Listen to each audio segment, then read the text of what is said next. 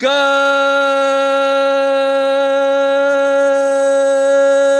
morning, grinders. Hey, welcome to the DFS pregame show here on RotoGrinders.com. I'm Jordan Cooper, a.k.a. Blenderhead, Blender HD, whatever you want to call me. It doesn't matter. As long as I'm on top of you in the contest, it doesn't really matter. You could be right below me. It's perfectly fine. And whatever lineups I have, you're below me. You take whatever prize is there, right? We got the YouTube chat going.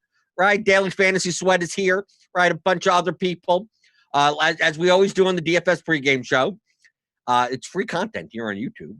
Is that go over yesterday's slate, strategic decisions that top players made, things that you could have done. I mean, obviously, yes, yesterday we have a lot to talk about yesterday, and then we go over today's slate, like a kind of a first look strategically for GPP. Especially what we have how many let's see how many games we have. 9 games. We got some news still out, right? I'm looking at the injury report here. We still got Luka questionable. We got Ayton questionable, LeBron questionable. We got a ton of questionable, doubtful. This injury report is stupid, right? Things could change by the end of the day. So although a lot of the stuff that we talk about, I'll show on the screen is premium content here on RotoGrinders, you should get it. I mean, $40 a month. And now we're getting into the part of the season where, like, it's going to be NBA, then it's going to be MLB is coming up in 16 days. You got the Players Championship. You got the golf. You got golf all the time, but now there's a milli in golf. And for one price, you get everything. So why not, right? You get everything. Lineup HQ. You get one of the best optimizers in the business. Lineup builder. You get all the tools, all the content, all the everything. I mean, this is free. So I mean, if you want to just hear me, I guess you could just do it just me. But I use premium. I've used premium since before I was even at RotoGrinders. So I eat my own dog food. So get it. And if you're playing on FanDuel, I know I talk a lot about Draftkings. The FanDuel single entry series by RotoGrinders is kind of winding down over there. So good payout structures, got a low rake. Go over there. If you're playing on FanDuel today, look for the single entry series. And as always, for the DFS pregame show, type your questions into the chat, into the YouTube chat. I answer everything, strategic questions, whether it be on yesterday's slate, today's slate, in general for DFS. Primarily for NBA. I mean, once MLB comes around, I don't know what we'll be doing because there'll be slates during the day. I have no idea what the schedule is going to be. So I participate in the YouTube chat. I know a ton of people watch this later. I know a ton of people listen in the podcast feed, but the priority is the people that show up live, right? That show up, right? And for the people that show up, as you know, I don't drink coffee anymore, but I got my mango. I got my mango smoothie. You want to keep it cold? You hit that thumbs up button. Actually, what we're going to do, since the coronavirus is a big thing, if you want to protect yourself, if you want to immunize yourself from bad lineups, you hit the thumbs up button, right? Is that a good way to tie current events in or something like that? Yesterday, right? Yesterday with the Bucks, right? You want to immunize your lineups for that if you played them. This is why late swap is very important. Now, that's going to be the theme of this review. Late swap is important on DraftKings. On FanDuel, you just screwed, right? On FanDuel, yeah, sorry. FanDuel, you just, who cares, right? You're done, right? So I don't know how everyone did with the Bucks yesterday in the chat, right? Jose Flores says last night was crap, right? Here's the show. Middleton and DiVincenzo killed me. How didn't I see the lineup change is awful? Or teams could just wait 10 minutes before tip and tell us who's playing, right? So here we go, right? Because we had the first game. The first game went to double overtime, right? The Hawks and the Hornets. And then 8:45 comes around. We already knew that Bledsoe was not going to play, right? Before lock, right? We even had, I mean, if you take a look, I brought up the slam jam, the fadeaway, and the and one on DraftKings. The $2.22, the $15 large field GPP, and the $1.20 max. Even if we take a look at like Bledsoe was still 3.9% owned in the $1.20 max. Like he was out like before lock. Like you're not playing Bledsoe. You would expect with Bledsoe out and Giannis out that you're playing Middleton DiVincenzo, Brooke Lopez. I get it. Then at 8:45, we saw that none of them are starting. Right? The start in it was Sterling Brown, Wes Matthews, Pat Connaughton, Thanasis Antetokounmpo, right? Giannis's brother, and Robin Lopez. Once you saw that, you should be hair on fire, right? On DraftKings, on FanDuel, you're just sitting there just crying, right? Because there's no late swap on FanDuel. But on DraftKings, you should immediately be swapping out. I mean, they didn't get they were active. All these players were active. They just didn't play. When in doubt, if you've seen guys that are like the 12th guy on the bench starting, like all the guys that you even they weren't going to play. I was not expecting Middleton to play, DiVincenzo to play, or Robin Lopez to play. So I know some people, I know we see even amongst some of the top players still kept some shares, a decent amount, kept some shares of Dante DiVincenzo. Because he's like he's playing because Giannis is out and like he's not necessarily a full-time starter. So maybe he's going to just play off the bench. But when you're starting Sterling Brown and Pat Connaughton, I can't see why wouldn't they just play Dante DiVincenzo in the starting unit. So I don't know why you would do that. Middleton, if he's not starting, he's not playing. They're not playing these guys off the bench. Brooke Lopez, if he's not starting, he's not playing, right? Robin Lopez, they activated DJ Wilson. Like, I don't know why anyone kept any of these guys unless it was by accident, unless you just didn't late swap. But I would have immediately, the red flags, the alert bells, the whatever would have went off. And I would have been late swapping all of my shares. And then trying to get Connaughton and Sterling Brown and Giannis's brother. Kyle Korver ended up being their leading scorer. I don't know how much Kyle Korver I would have had, but I would have had some Robin Lopez. I would have had some of those guys if you switch off. And we could see the difference between the stakes of, like I say this every damn show. If you're playing lower stakes, take it. The late swap advantage is so dramatic on DraftKings. I mean, take a look at Middleton. But even in the 222, he was 30% owned. So even the players that he got zero, he didn't play. But look, the difference between the 222, 29%.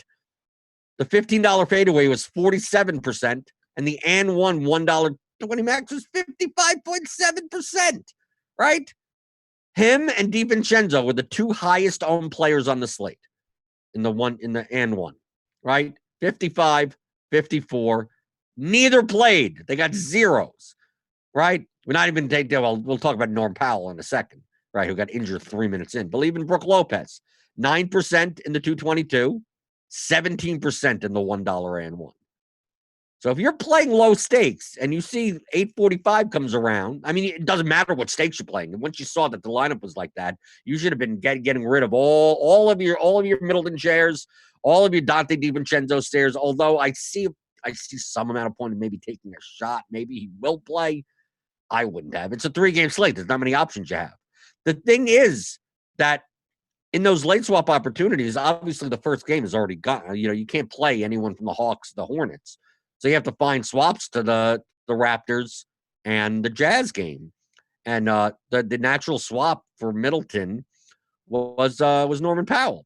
So I know a lot of people did that. I was in the premium Discord yesterday. You got to be a premium member to be in it, right? They're talking all the time. We got a Slate strategy channel. We got another NBA channel. We got tons of people in there. Tons of premium members discussing stuff, NBA-wise. But there was a lot of people were switching over, Middleton to Powell. And then they switch over, and Powell gets injured 3 minutes in, and he gets 0 points. So, I mean, it happens, right? Things happen. So it really depended on what positional slots you had available when you had to switch. Because then, I mean, if you just have Middleton left, I mean, you're going to try to find, if he's in utility, you're going to try to play like Donovan Mitchell or something. That's why we see a lot of ownership on these Jazz and Toronto players higher than they were originally, right? Like Serge Ibaka. I mean, he's just center eligible, so it didn't really affect you that much unless you were playing Brooke Lopez. But I mean, if you're switching off to a lot of these guys, you're paying up for Jokic. You got to pay up somewhere. Pascal Siakam, Kyle Lowry, Because if you have, let's say you have Middleton and Lopez or something in your lineup, I mean, you can just have so much salary. So you're going to have to switch to guys in the other game. That's why the Hawks, Hornets guys didn't really get affected by this ownership switch because you couldn't play them anyway, right? And it turns out Chalky PJ Washington didn't do well. Bridges didn't do well. I mean, it's a 3-game slate. So, I mean, a lot of people are going to be chalky. I mean, everyone's going to be 30, 40% owned. So it didn't take much to do well yesterday other than, like, if all you did in GPP yesterday was late swap and not play any DiVincenzo, Middleton, or Lopez, the likelihood of you cashing was dramatic. I mean, look at the combined ownership of these guys. I mean, there was over in the and 120 max. It was what between if let's say you didn't play Powell either. So you have 32, 55, 54. That's 110, 142 plus we got Lopez. Right, Lopez is around here. Plus another 17. Yeah, I mean, you got like 150 plus percent in dead ownership and just dead nothing, right? If you faded, if you late swapped and didn't play Middleton, Lopez, and Dante DiVincenzo, and you didn't have Norman Powell in the lineup, and you didn't cash even then, I don't know who the hell you were playing. Who could you have possibly been playing that you didn't even cash, right? Seemed like the easiest thing. Of course, you had to avoid all those guys. But that's what you need to do. I stress it so often on DraftKings. Don't you get late swap, late swap, late swap. The lower the stakes you go, the more you should be paying more attention, right? Be looking to late swap even more. Oh, this guy's in the starting lineup. I'm not talking about injuries. I'm talking about late starting lineup changes. I'm talking about late rotational changes. This guy went from, probable to questionable. Maybe he doesn't play. So you take a shot on the guy that benefits. It's more beneficial at the lower stakes because we see, look, yesterday was a prime example. I mean, prime. 15 minutes before lock, finding out that like no one's starting for the Bucks. To see the difference between the Middleton ownership up and down the levels is dramatic.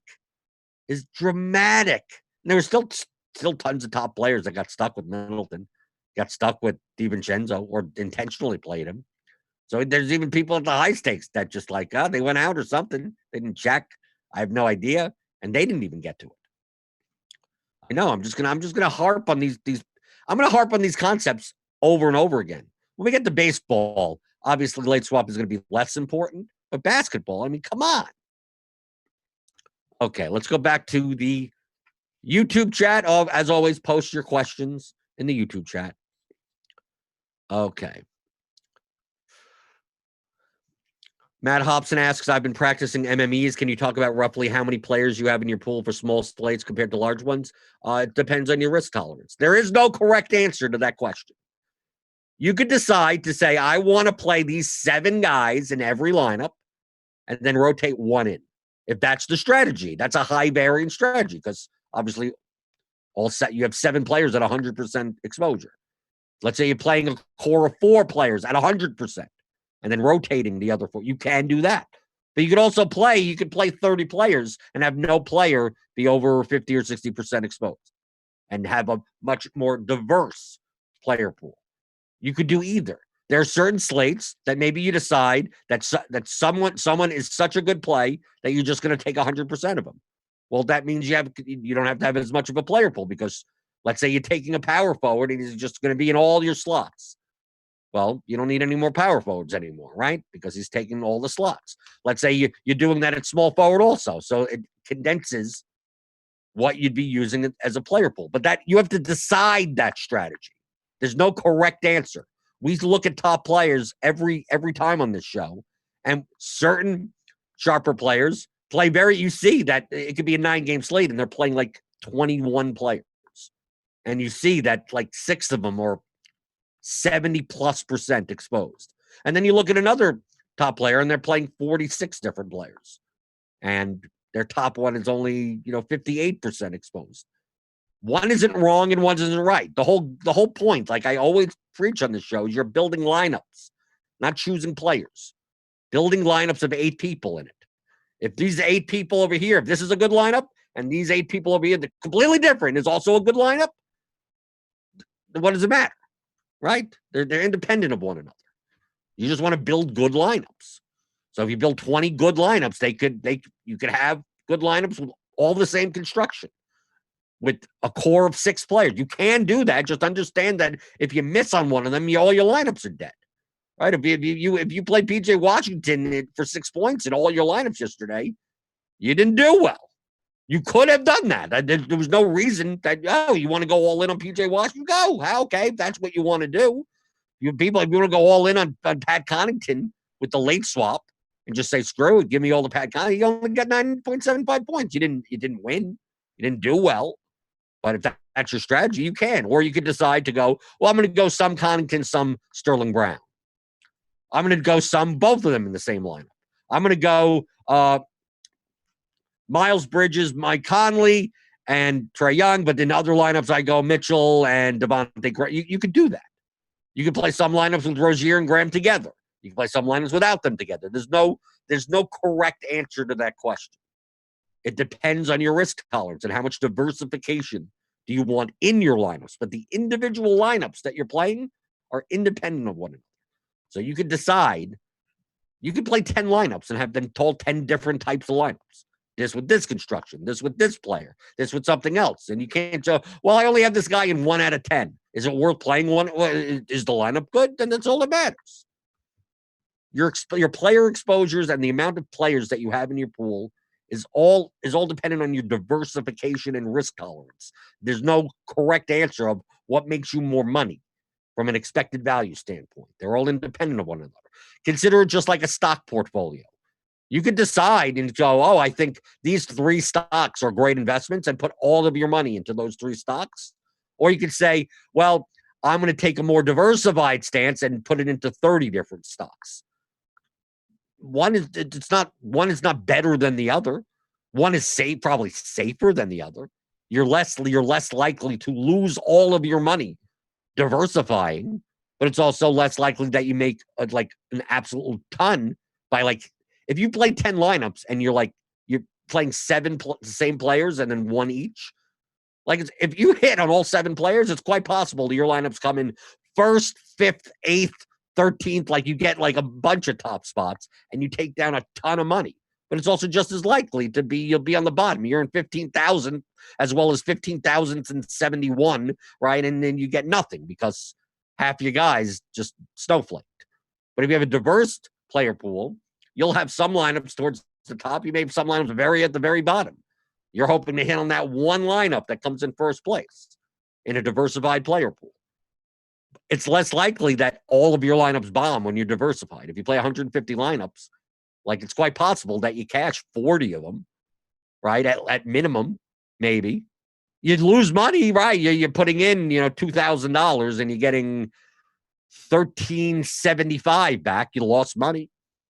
But it's less likely with the more diverse player pool that you're putting in 2,000 and getting 0 or getting 100 or something like that. So that's really what you have to think about when it comes to how many players should be in your player pool. Just make good lineups. From a actually playing the game standpoint, you're just trying to make good lineups. But from managing your bankroll and your risk when playing DFS on a day-to-day basis, that's what it matters. I think that's a good explanation. Brandon Stinson faded Middleton on FanDuel. Would have won in every pool I was in if not for the Powell ankle sprain. The fantasy gods did not want me to win. Yeah, a lot of people did that. I'm going to fade Middleton and play Powell instead. Even without the news, right? They're just chalk Middleton, I'm going to fade. Then Powell gets injured and you screw it anyway. Okay.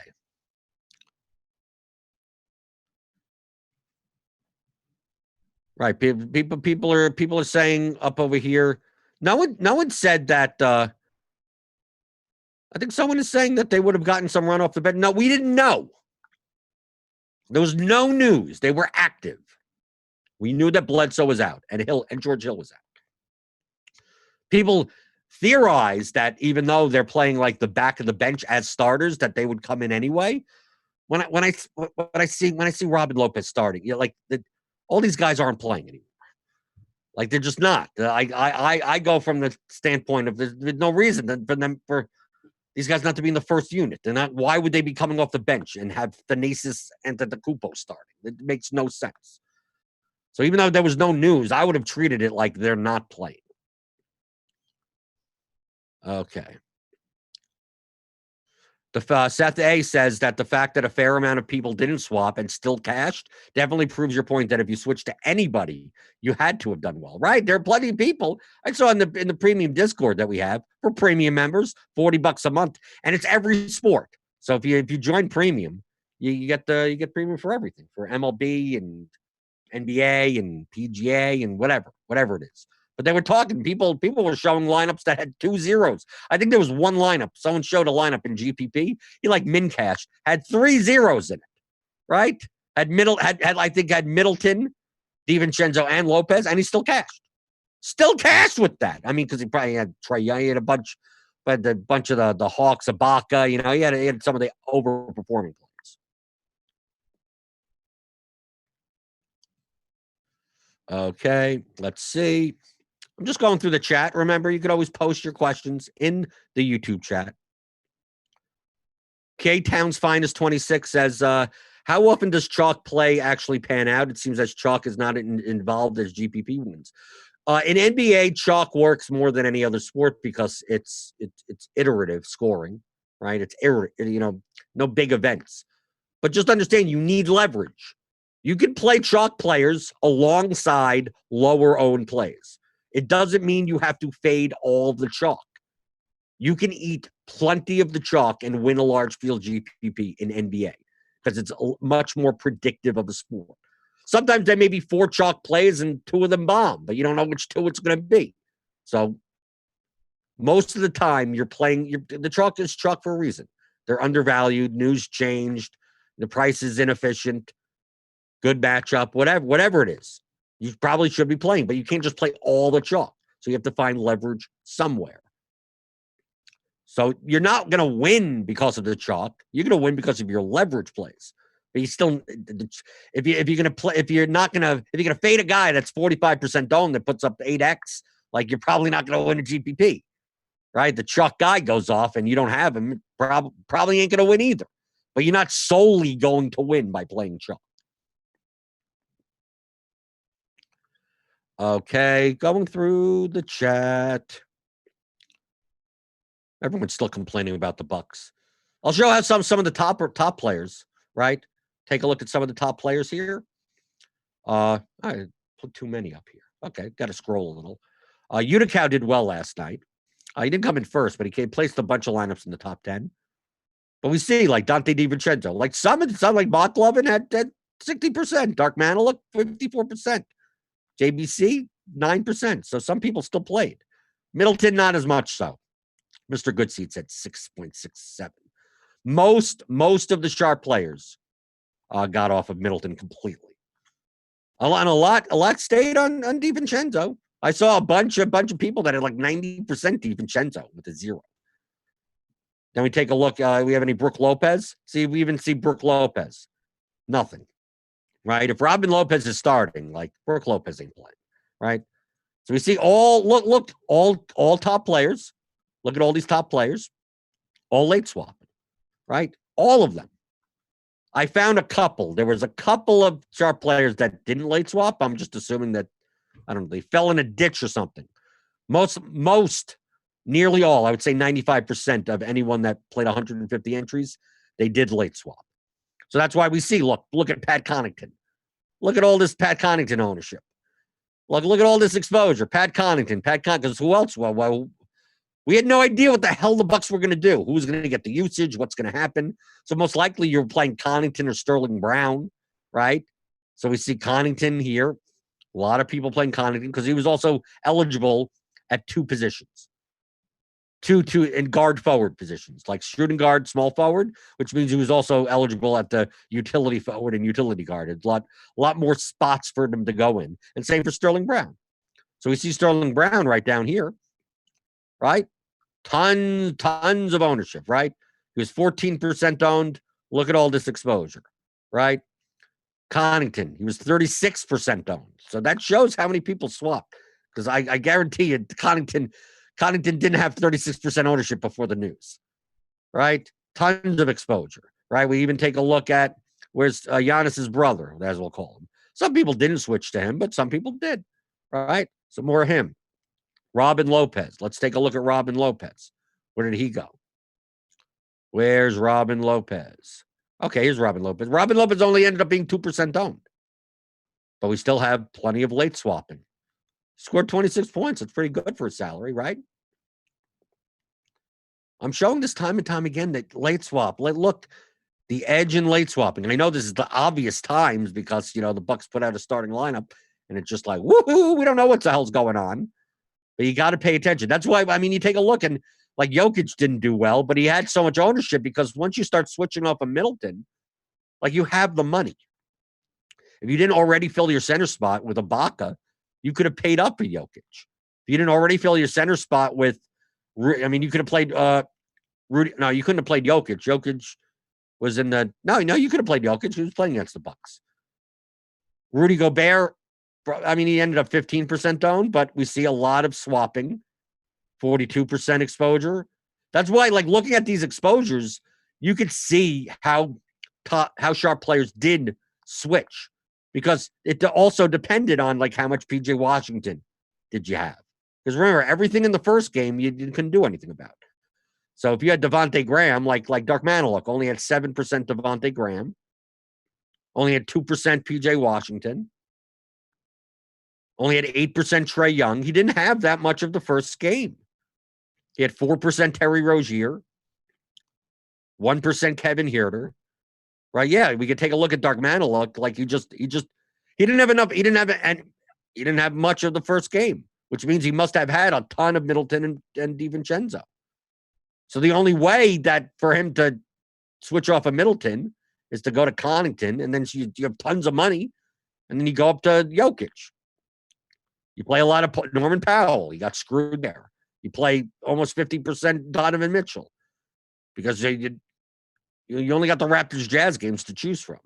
That's why Lowry. Look, Lowry's just 63%. Siakam 71%. I'm assuming this is not what his strategy was before the news, but you're not going to just leave 4,000 on the table for no apparent reason. Why not get Lowry or Siakam? Why not? Why not play Donovan Mitchell? Why not do it? It's kind of hard to determine like where these players got leverage beforehand because all of this is late swap, all of it. So once you're taking advantage of late swap, especially in situations like this, where you get a lot of edge over the field, it's like leverage, like you're getting leverage from the swaps. Like you're getting leverage by playing Robin Lopez at 2%. You're getting leverage by just playing 0% Middleton. Like look how much leverage you got by fading Middleton and DiVincenzo. Look. It's 100%. It's 100% cumulative ownership on two guys that got a 0. They were the two highest owned guys, and they scored nothing. If you just swap to anyone that scored a point, you got tons of leverage. So it didn't matter at that point, right? Didn't matter who you played at that point. So, you're going to play a chalky Ibaka or a chalky Jokic or a chalky Norman Powell. Or Donovan, who cares? You so much ownership is on guys that are 0, that nothing, that aren't going to play. You didn't have to worry about the leverage at that point.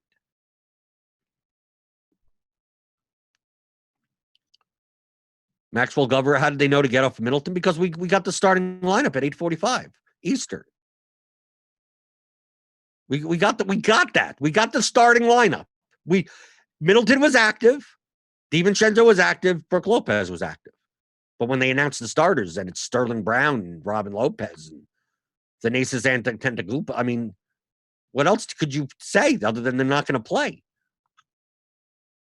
So that's why everyone swapped off of them. Okay. Surprised Joker was so much higher owned than Trey. No, Jokic was only higher owned because he was in the later game, and when people are switching off of Middleton, they have salary, and they're going to put it somewhere. So there's going to be Jokic, there's going to be Siakam isn't center eligible anymore. So maybe a lot of people, I'm assuming a lot of people had like Ibaka in their center spot, and then they just went down to DiVincenzo, and then they went up to Jokic. I have to assume that, right? Because or they had Gobert or something like that. Most likely they had PJ Washington in a power forward spot. So I mean that's the reason why Jokic's ownership was that high, because of all the late swaps. Jokic probably was before that less than 30% owned, probably maybe 28% owned, which is fine. But it came all the way up because people had the money. Luis Jose Lopez asks, best way to figure out the chalk while using lineup HQ? Look at the projected ownership. That's the easiest way, right? If you're using a lineup HQ, that means you're a premium member, right? I mean, if we go to the player pool. I mean, it's not updated now this early in the day. Let's see. I'll reload. Here, percent ownership, projected ownership. This will change throughout the day. Remember, we're looking at 11:31 a.m. So you just look at it. How you know who's going to be the chalk? Take a look. There you go. DeRozan, Harrison, Lyles, Bryant. I mean, now if Luke is out, this will change. If LeBron is out, things change. Projections change throughout the course of a day. That's the easiest way to know what the chalk's going to be. Ralph Malik asks, do you think Coach Bud gets fined for that move? I don't know. I don't care. What does it matter? It's DFS. I don't really care about the actual basketball. Who cares? Yesterday's over. You lost yesterday. You lost yesterday. So be it. I'm looking at today. I know that Zach LaVine's out. Look at this. This is stupid, right? Look at this. Okay, we know Zach LaVine is out. Jaylen Brown is out. Malcolm Brogdon is out. Okay, we kind of know that. Luka, right wrist sprain. I'm treating like he's in current. I mean, but we're 7 hours before lock. We don't have to make decisions immediately. So Luka's probably out. Luka is questionable. Aldridge is doubtful. Ayton is questionable. I think maybe they keep him out. LeBron is questionable. Maybe I don't know. Does he play? Steph Curry is questionable. Fournier is out. Dejounte Murray's out. Draymond Green's out. Seth Curry's out. And then we got the ones that we kind of already know. Jaren Jackson. Oladipo's questionable. Garland's out. Oubre's out. Tristan's out. DFS is questionable. And then we kind of get who cares. The who cares level of who doesn't matter if they're out. So that's why we're looking. Currently, I ran 300 lineups that I normally do. Just default projection type settings, right? I don't think anything's changed. 1058, maybe something slightly changed. Just to take a look at what popular constructions will be based on our projections. Okay. I'm gonna run another. Should I run another? Nah, this is good enough. So we're gonna see DeMar DeRozan. We're gonna see Thomas Bryant. We're gonna see we're gonna see a lot of the Spurs stuff with Murray out. So you may have Forbes, Mills, White, Shaq Harrison probably is going to be popular with LaVine out, and then he's going to come in for Satoransky. I don't know what the Bulls have no one. They're not playing anyone. Right? Kobe White is starting now. Marketing's back, but is he worth anything? I don't know. Looks like the pay-up options are Westbrook and Luka. You can get some Troy Brown Jr. against the Knicks at 3,700 off the bench. You can still get Matthew Dellavedova. I mean, it's still at 4,000. Dellavedova is still absolutely playable. Some DFS if he's in, right, at 3,700 maybe. I mean, this is just a preliminary. I'm just looking at what positional wise, what's most likely happening. Because right here, I take a look here. This is point guard. Looks like point guard's a pay-up position, right? I know Shaq Harrison's eligible at point guard, but you're probably going to use him in the small forward spot. So to me, when I see Luka and Westbrook so high in the point guard, I'm like, okay, the likely construction will be currently. I mean, remember, the news happens, 1:30 things change, 5:30 things change. We have no idea, but currently, I'm looking at point guard as a pay-up position. Shooting guard looks like more of a pay down position. Playing a Troy Brown Jr., Dellavedova, Patty Mills. And then obviously you got Harden. If you wanted to pay up, you have Harden there. Shooting guard looks like a pay down position. And go to small forward. You got a lot of DeMar DeRozan, right? DeMar DeRozan. Got Shaq Harrison, DFS, Troy Brown Jr., Covington. Okay. So you're going to have a lot of DeMar DeRozan ownership. Power forward. Covington. Seems like a weak position. Power forward seems pretty weak today. You got Covington, DFS, if he plays, and Trey Lyles. Kind of. Right? That's what it looks like. Not much else. I mean, unless you want to pay up for a Randall or something. I guess you can, or Sabonis. Doesn't look like a pay-up position. Then it's center. Center's, yeah, center's not very. I mean, obviously AD would be great if LeBron's not in, but we don't even know that. But it looks like Thomas Bryant, even though, is he going to play more? I mean, he only played 16 minutes against Miami, but I mean, that wasn't a competitive game. Right? I don't know. I'd almost rather play Trey Lyles. See, Thomas Bryant's the type of player with the possible minutes limit. I mean, it's moving up. That if he's popular, I'll fade him. And if he's not popular, I'll play him. Right? It's one of those types of players. But center does not look appealing. It's a 9-game slate, for crying out loud. How come we got nothing? Nothing. I mean, I guess Wendell Carter Jr. Can you play? He'll be on a minutes limit also. And he's not really even doing much. I mean, I guess you can. But this is what I'm looking for. What construction types are there? And this is something that you could do 7 hours from now. Because all this stuff could change. Just showing how I approach, like, what types of lineups will be you have to figure out what types of lineups will be chalky in order to determine how to make contrarian lineups. So that's why I know that a lot of people play GPPs only. And they go, I don't play cash games. I don't play double ups or head-to-heads. But a lot of times playing double ups and head-to-heads, if you're a good cash player, you're good at identifying chalk constructions, which makes it easier for you to play contrarian and GPP. So that's why I play both. I play cash games. I play GPPs. I go, okay, this is what the more likely, once you start researching and figuring out your cash lineup by looking at optimals, and you go, okay, look at the first one here. Westbrook, Forbes, Brown Jr., Covington, Bryant, Dellavedova, DeRozan, and Luka. This is like a stars and scrubs, right? Luka and Westbrook are both over 10K. And you go, okay, this is a stars and scrubs build with this kind of with a Luka, Westbrook. Yeah, you can play both of them. But then you go down here and you see Harden. You see, here's another stars and scrubs kind of build. Here's another stars and scrubs kind of build. Here's another star. I mean, it's a lot of stars and scrubs types of builds. And if this is going to be chalky, this type of build, I'm going to think in terms of maybe I don't play Luka, Harden, Westbrook together.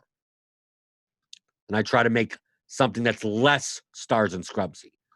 Doesn't mean completely not star. I mean, you could still play expensive players. You could still play LeBron James if he plays. You could still play AD at 9,800. You could still play Kawhi against the Warriors or Vooch against Memphis or something. Lillard against Phoenix. I mean, there's a lot of games going on today. Those will be contrarian options instead of playing Luka and Westbrook together, who seem to be the better plays at that range. But I want to see what the constructions are. What I don't want to do necessarily. I mean, you can, but I go against it, is going, I'm going to play this type of lineup and then replace Russell Westbrook with AD or something. Like, just change one of them. But I'm still playing Bryn Forbes, Troy Brown, Thomas Bryant, Dellavedova. I'm still playing like so much of this value chalk. Maybe I don't do that. Maybe I go down further and I change Bryn Forbes to Derek White instead. Do something construction-wise different. Instead of paying down for Thomas Bryant, I'm going to pay up for Vooch. I'm going to pay up for Randall or AD or Whiteside or something. And then I can play whatever I want because I've gotten the leverage by changing my construction type. This is what I'm looking at. This is the strategy of DFS. This This is the game theory of DFS. I'm not trying to predict who's going to do well. I don't try to predict that at all. That's what we have projections for. You could look at projections and go, oh, Luka, anywhere between 41 and 81. Okay, great. Smash percentage, 38%. Okay. Seems pretty good to me. Doesn't mean I have to play him in a lineup. And just like, okay, he's that type of player in a lineup.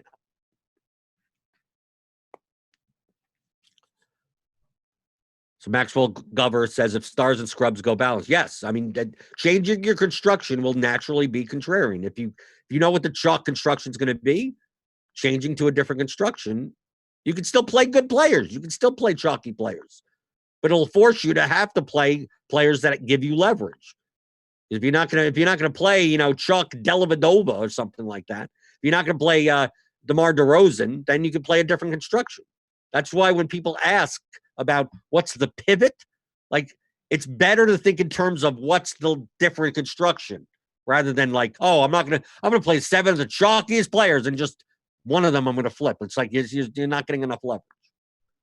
So don't think in terms of players. Think in terms of lineups. I know I say this all the time. Lineups, not players. And everyone's still tilting in the chat over the Bucks. It's over, people. It's over. If you want Budenholzer to be fined, hit that thumbs up button. Okay, how about that? Well, that's a cheap ploy for some thumbs up on this video, right? Who cares about my mango smoothie being cold? If you want Coach Bud to get fined because you lost money yesterday, go hit that thumbs up button. Who cares, right? What does it matter? It's yesterday. It happened. It's over. You're done. Focus on today. Donnie Watson asks, as everyone pays down at center, would you consider double paying up at center, like Vooch and Drummond or something? Yeah, you're thinking in the right direction, yes.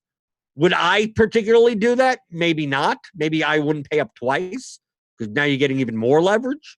If everyone's paying down at center and now you're paying up twice at center, you're getting more leverage.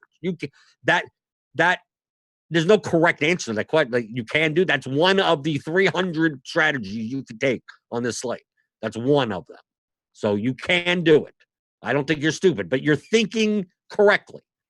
Because you don't have to do that. You could be like, well, instead of playing DeRozan, I'm going to play Derek White. And then instead of paying up at point guard, I'm going to play 2 cheap point guards and pay up twice at center. Like thinking in those terms, just thinking of how do I get different? How do I get different? If people are doing this, I'm going to do it like this. Doesn't necessarily have to be a complete, like, oh my God. I'm going to fade like all the top shot. I'm going to fade all these guys, all of them. I don't want any. I'm going to just play everyone that's 8% off. Like, you don't have to do that. But think in terms of if this is going to be a popular construction, can I just change my construction a little so I'm playing more of the guys that are like in this range? Ownership boys. All you have to do is simply change your construction and you get leverage right there. So thinking that way, I commend you. I think that's what you do. Oh, Wallace says, don't think you can go stars and scrubs today at all. Too many mid-range options available. No, I mean, I just showed you. Based on our projections, you could, I don't think these options are that bad. I don't think Trey Lyles is that bad. I don't think Shaq Harrison is that bad. I don't think Troy Brown Jr. is that bad. I don't think the cheap Spurs guards are that bad. Dellavedova is not bad. Does it make me? Am I excited? No. But I don't think they're horrible plays. I don't think they're thin. I think they're not great, but I don't think they're that thin. I think you could do Luka Westbrook type of lineups or Harden or something like that. I could see it. It depends on what's going to be chalky and what's not going to be chalky. Right? That's all that matters to me. If I see that it's going to be chalky in GPP, I'm more likely to play more mid-range players. But if you're correct and it's like, oh, it's going to be more of a mid-range build, then I'm more likely to play stars and scrubs builds. I mean, that's really what it comes down to. That's why I'm looking. I mean, it's 11:45 in the morning. This is just preliminary. This is stuff that I would look at 5:30 Eastern after that injury report and go, okay, now this is what I'm looking at. So like right now, I'm just showing you the process. That's why picking out like who to play is not that important at 11:45 in the morning. Everything could change in the matter of an instant.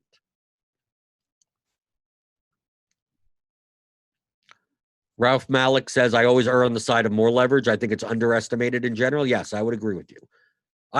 If you're playing GPPs, and if I'm teaching you how to play GPPs, well, the large field ones especially, I think it's more of a mistake to play all chalk than to play like too much, like too risky. You're aiming for first place, so like that's where all the equity is. If you're playing the min cash, you're going to lose money. In the long run, you're going to feel like you're cashing more because you are. You're cashing for 1.5x, and I cashed like half the nights, and then at the end of the season, you're down $800, and you go, where'd that money go? It seemed like I was cashing. Yeah, because you never got a top 5 finish because you're playing too much chalk.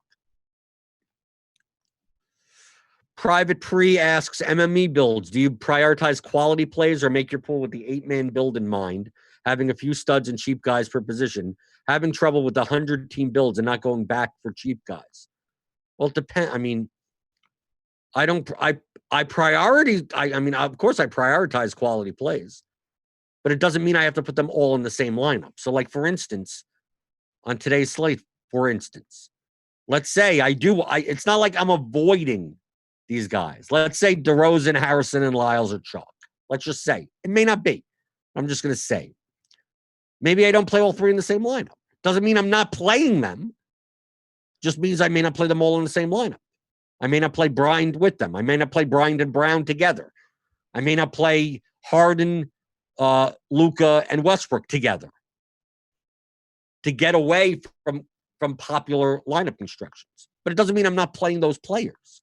Just I'm setting up groups where I'm going in and I'm setting up in lineup HQ or in whatever optimizer you're using. You could do this in, I think, every lineup builder.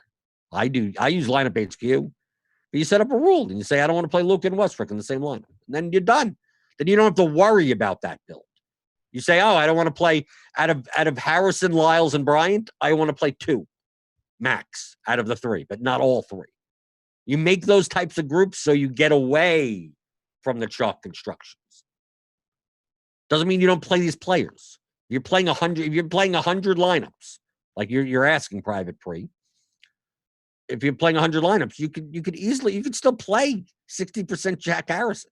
You could still play 80% DeMar DeRozan. You could still play 20% Trey Lyles. You could still play these guys. Just don't make a lineup with all of them together. You could program that in lineup HQ by just using the groups. There you go. So yeah, I prioritize good plays. Yes, I do. I will play good plays in NBA. Chalky plays, I play more often than not in NBA than any other sport.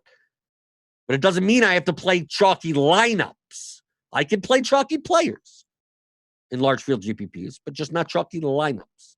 Remember, it's about lineups, not players. Yeah, DeRozan has been a huge disappointment during this time. Yeah, I know. Going back to DeRozan almost seems like, but I mean, he did well. I mean, he got 42 minutes last. He's got 40, right? 43, right? He's 7,400. So, but what? If he gets 40, you're fine. You're good. No one ever wins except Petty Theft, McLovin, and the other Sharks. No, didn't win yesterday. Most of the Sharks lose 90% of the time.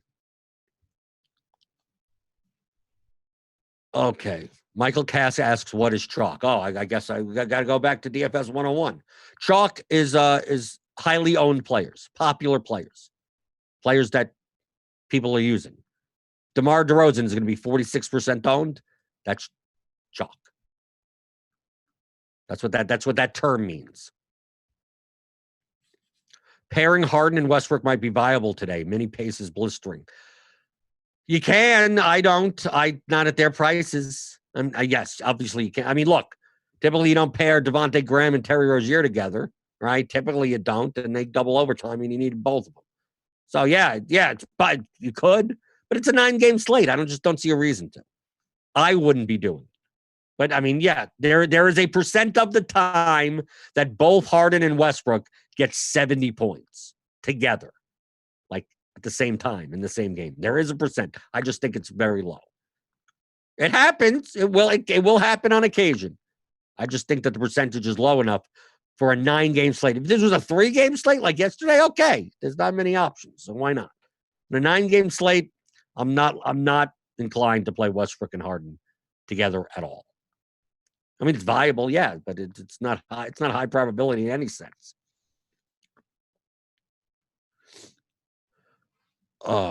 Only thing worse than Spurs is the tanking Spurs.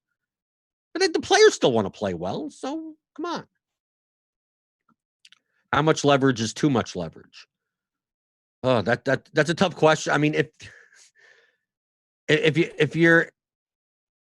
like your entire lineup is 2% owned each, like it's probably too much leverage. Like that's a complicated question to ask. It depends on the contest that you're in. Typically in NBA, you do want to play chalk.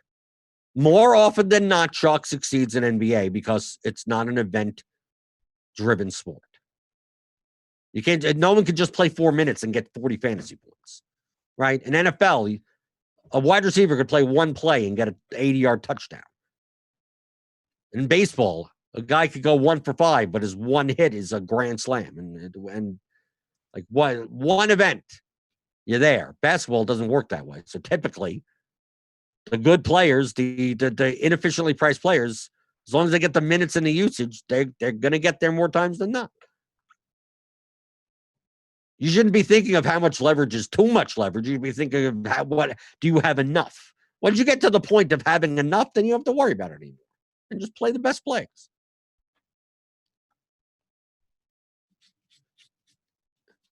And yes, did I just say most of the Sharks lose 90% of the time? And yes, and that would be accurate.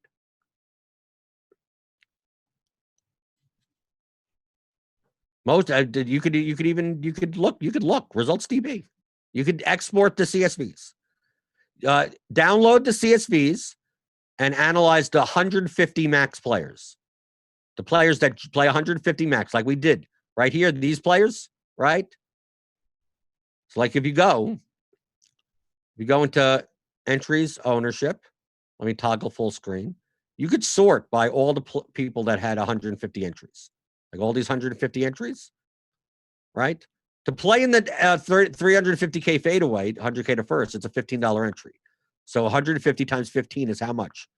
$2,250. Okay? So Tinky Tyler right here, $2,250. FJ Bourne, $2,250. That's how much they spent. $2,250. All these players, $2,250. Now go through all of those and see how much return. Look, there were how many players? Like, looks like about 40 or so, right? So that are 150 entries, the max entry. Now go in and see how much they got out of their 150 entries. 90% will have under 2,250. They lose 90% of the time.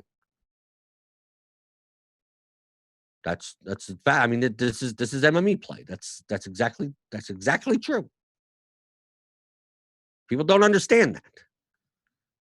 Of course, they're great players, so one of their 150 entries will appear in the top 5 often enough that at the end of the season that they make money. But the ROI could only be like 14%, 8%. So it may seem like, oh, Uticow, oh, he won the 100K this time, and he won the 100K 3 times this year. But how many 2250s went down the drain? Because there's 3 slates out of 180 slates. So you're going to lose a lot. You're going to lose 90% of the time. Not lose all the 2250, but you'll lose 800 here, 1200 there, 400 here. Then you hit once, and okay, I got all my money back and then some. And then you go down, and you go, I got all my money back and then some. That's what it is. People that talk like, oh, if you play 150 lineups every night, by default, your chances are increased substantially. Okay. How about if I play 150 bad lineups? Let's say I play 150. Let's say tonight I play lineups that have James Johnson, Sheldon Mack, Landry Shamet, Wenyan Gabriel. I'll play a ton of Wenyan Gabriel. Brad Wanamaker, I'll take a shot on. But I'll play 150 lineups. So, I mean, I'm guaranteed to win then, right?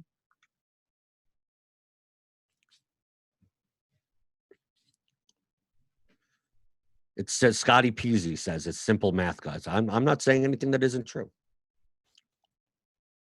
Why Donnie Watson says, why do people not accept that the pros are just better than they are at DFS? Yeah. They're playing 150 good lineups. Well, most of them. Some of them have some garbage. So sometimes you see some of the top players have garbage lineups thrown in to their 150. Like they're doing stuff, they're brute forcing some stuff on a day-to-day basis. Like yesterday with all the late swaps. Like you're stuck on some play. I mean, sometimes you just brute force stuff, and like sometimes I'll play 100 lineups and I'll like it gets to the point where it's 2 minutes to lock and I just have to accept what I have. And it may include 20 lineups that I'm not proud of. That I look at and go, I don't think that was optimal to do.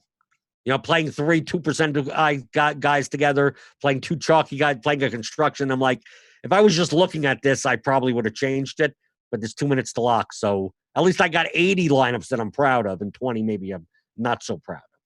So that happens in times. Okay. So anything else in chat before I get out of here? There's not much to talk about. I know it's a 9-game slate, but we got major news. Luke is out. It changes everything. I mean, Luke is out. I mean, what, we got to play Hardaway? Because what? Delon Wright? I mean, because we got other guys out for the Mavericks. We got to see what's going on with Curry. We got to see what's going on with LeBron. There's major news here. So, like, what are we gonna talk about? I mean, just the process. That's why I'm just showing you the process. Donnie Watson asks, well, I wonder how much salary was left on the table with late swap last night. Yeah, I mean, dude, you could have left like 8,000 on the table, right? You could have. I mean, take a look at the highest fantasy points. I mean, we just take a look. Trae Young obviously was a spend up option. Well, I mean, no, I mean, if you had the thing was he had needed to have people from the first game. But look, Kyle Korver was 0.37% owned. Caleb Martin was 0.78% owned across these three. Joe Ingles was 3%. But if you take a look at the top scorers on average, they were quite owned, right? For a 3-game slate, Trey, Graham, Rozier, Siakam, Ibaka, Collins, Lowry, right? 26, 27, 37, 24, 22. I mean, they were owned enough, right? Just a matter of avoiding the landmines. That's really what it came down to. If you just avoided the Bucks, you probably did fine and avoided Powell's injury.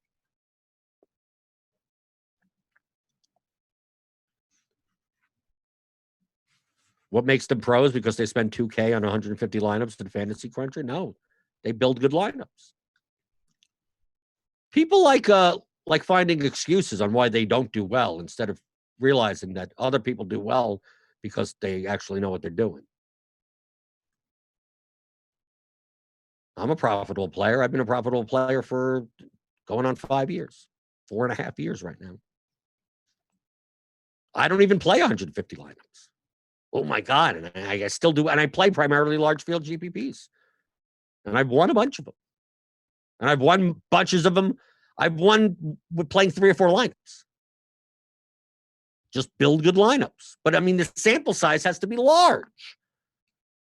We're playing NFL, it's 17 weeks. NBA is like 180 slates. If you're just playing 3 lineups a slate for 180 slates, your natural expectation on winning 1 GPP is like once every 30 years. It's just a small sample size. It's just small. 180 slates is still small. So if you're playing 150 and you're building good lineups, you're just realizing your EV quicker. But you could still just play 3 lineups. You could play 1 lineup. You could play any amount of lineups you want. Martin DeJesus says, as any new player to DFS, you're finding it better to focus on 20 entry max rather than 150 max to hone my lineup building skills. Yeah, no, that's fine. I don't think it necessarily depends on the contest that you're playing, but just the number of lineups. Understand that I hand built for 2 years. Okay, I played NBA DFS without using a lineup builder. I hand built 3 lineups, then 5 lineups, then 10 lineups. I hand built 20 lineups. I would play the 20 max. I would hand build all 20. Once I got good at building good lineups and strategies and everything, then I started to learn how to go into lineup HQ on RotoGrinders and program so I could make more of those types of lineups. So instead of it's going to be too hard, especially in NBA where things can change in 10 minutes before lock. How do I build 50 lineups by hand? It takes forever. So I'm going to learn how to do it using the lineup builder. I'm not letting the lineup builder choose anything for me. I'm just programming it so it builds me the lineups that I want to have. That's why when I build rules, like I'll my player groups, I can have 26 player groups today. Don't play this guy with this guy. Don't play that guy with this. If this guy, don't play that. And this guy, then back and forth, just because that's how I would hand build. And I'm just letting the lineup builder hand build those lineups for me. That's what I'm doing. So you could just hand build. That's perfectly fine. Learn how to play DFS well first, and then scale it up from there. So it's not the number of lineups that you play. It's building good lineups. Build 1 good lineup. Build 3 good lineups. Be 5, 10, 20, and go from there. You don't have to start with 100, right? Most people, I'm not going to put any exposures or anything like that. Just give me 50 optimal lineups. Yeah, they have no leverage. You're not winning a GPP that way. You're not. People do it. Download the CSV. You'll find plenty of lineups that look like people put it into their favorite optimizer, default projections, change nothing, right? Said, okay, I want to have at least 50% of this guy, and then ran it. And I'm looking at like 50 lineups that all look like double up type lineups. Like, it's like, okay, you played pretty much all the chalk for all these lineups. And you cashed a ton. Okay, great. You cashed a ton at 1.5x. You're not winning anything. You're not coming in first. I don't know why you do it. Are we getting MLB pregame also in a few weeks? I hope so. They don't tell me anything. I have no idea. I just look in the schedule. Oh, okay, I'm on. That's all I know about. But I do. But okay, according to Devin, we're continuing the show into MLB. So we get to talk about vomit stacks with me. Because you know me, if you get a 1 to 5 stack, 5-man 1 to 5, and it's 20K or less, I'm playing it. I'm telling you, I play it. G pitcher, 5K pitcher. That's not horrible. I'll play him. I'll play him also. We'll talk about that for MLB. I can't wait for basketball to be over with this garbage. The stuff that the Bucks did last night, you're going to see more as we get into April. Every team is going to be like that, right? The teams that are out of contention, just not who knows who's going to play, right? Every day you'll be that. So get skilled up on baseball. I know we'll be doing some Roto Academy videos for baseball, some how-tos, some how to use lineup HQ. There are new features coming for MLB, new upgrades for lineup HQ for the lineup building. So we'll be doing a Roto Academy stuff. Britt and me, and some other people. So you can only get that with premium. So sign up for premium. RotoGrinders.com/premium. Join us in the premium Discord. There's tons of people in there. They're all, what does everyone get? Okay, they're yelling about something. There's a couple of channels. The MLB channel's going on. The Bat, right? Derek Hardy's in the Bat channel. There's a ton of people there. For $40 a month, you get everything. So it's not sport related. It's like $40. NBA, MLB, PGA, NFL, whatever. You know, the core sports that RotoGrinders offers. So join us. Join me in there. Reply me when you're in the Discord, and they'll say hi. Okay? Wallstress, the last question. At what point do you create your player pool early in the day? No. I 5 did the injury report. I wait until the 5:30 p.m. Eastern injury report, assuming that the slate is like a 7 p.m. slate, right? A normal type slate. I don't create my player pool until I get that injury report. Because that typically 5:30 Eastern is when all those questionables, whatever, that turns to doubtful, or we get word from some beat reporter or something happens then. Right now, I'm just looking at, based on what we have now, what's like the likely chalkier constructions and types of players. That's all I'm looking at now. I'm kind of waiting until 5:30. I can't wait for baseball, but you don't have to really like wait, right? You may have to wait for some like lineups, but it's not like people sit or get injured all the time, right? Pitchers get scratched 14 times. We don't get that in MLB, so I can't wait for that. So So yeah, I think Tuttle's on tomorrow. I think he's on tomorrow. I'll be back on Friday. Okay, so it's 2 days without me. For some people that may be a good thing, right? Some people don't like me. Some people like me. If you like me, hit the thumbs up button and let me know. I want to have more thumbs up on my shows than for the other shows. And it seems like you guys did a good job because my mango smoothie is still cold.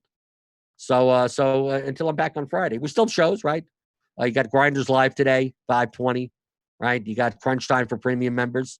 So tune into that. Subscribe to the channel if you're not already subscribed. And that's been another episode, another edition of the DFS pregame show on RotoGrinders.com.